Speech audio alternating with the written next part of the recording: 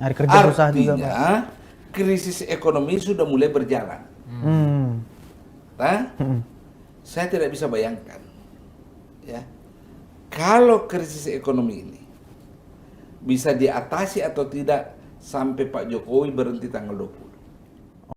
Pak Mit, tapi salah satu yang menjadi perbincangan netizen kemarin tuh banyak juga yang membanding-bandingkan kondisi 2024 ini dengan tahun 98 lalu, Pak Hamid. Kan mungkin 11 12 persis ya, cuma kan udah mirip-mirip lah gejalanya, ada gerakan sosial, demonstrasi besar-besaran. Bagaimana Pak Hamid melihatnya, Pak? Tahun 98 bertemu dua krisis. Krisis ekonomi dan krisis politik. Gitu ya. Krisis ekonominya apa? Anda sudah tahu semua kan? Harga barang naik, dolar meroket, kepercayaan investor tidak ada, dan seterusnya. Itu satu ya.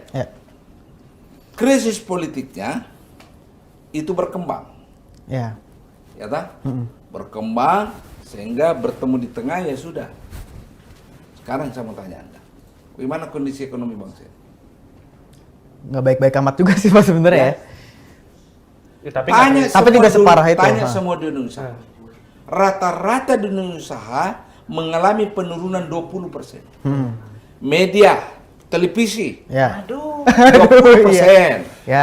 Lebih kayaknya. Penjualan mobil, seluruh merek 27%. Penjual motor, ya. Ibu-ibu rumah tangga menjerit. Harga bahan pokok naik, dan seterusnya. Nyari kerja susah juga, Pak. Krisis ekonomi sudah mulai berjalan. Nah, saya tidak bisa bayangkan, ya, kalau krisis ekonomi ini bisa diatasi atau tidak sampai Pak Jokowi berhenti tanggal 20. Dan kalau toh dia lolos tanggal 20 dari turbulensi kondisi ekonomi dan terhindarkan dari krisis politik, penggantinya yang akan mewarisinya nanti Prabowo. Pak, tapi Pak Hamid melihatnya ini bakal, ya, orang-orang kan punya wish bahwa setiap pemerintahan, pergantian pemerintahan transisi itu soft landing ya. Kita bisa membayangkan soft landing. Oh, dia tidak soft landing kalau tetap begini. Orang muak. Semua diakali kan? Tidak akan soft landing. Kalau dia tetap kekeh untuk mempertaruhkan segalanya hanya karena kepentingan anak. Termasuk kepentingan menantu. Tidak soft landing. Orang marah. Ya kan? Orang marah. Itulah awalnya krisis politiknya. Dan itu akan memberatkan Pak Prabowo ke depan. Artinya Pak Prabowo harus bersikap dong sekarang. Seharusnya. Harus gimana Pak? Pak Prabowo? Apa Ya, harus Pak, muncul di publik? Saya nyatakan Partai Gerindra. Ya, Pak Prabowo harus konsisten dengan ucapannya Dasko. Tidak ada revisi. Pelopori ini koalisi.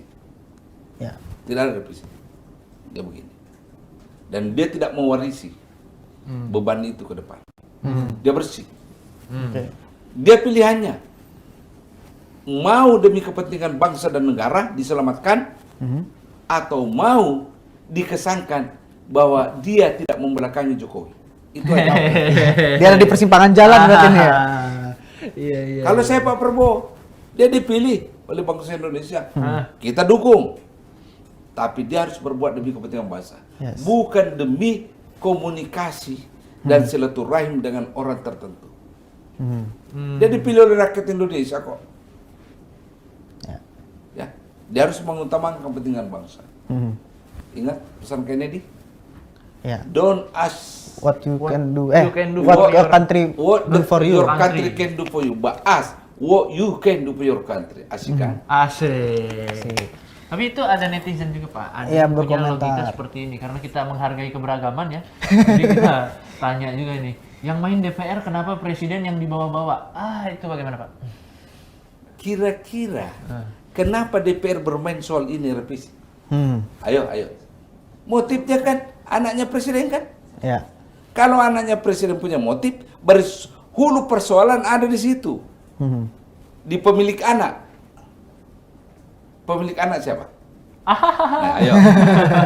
Udahlah. Ya, mungkin netizen saat ini masih meyakini soal ini Pak, apa Montesquieu, trias politika, bahwa pemerintah dan DPR Bisa itu netral, bisa saling mengontrol begitu ya. berbeda jubahnya, padahal kan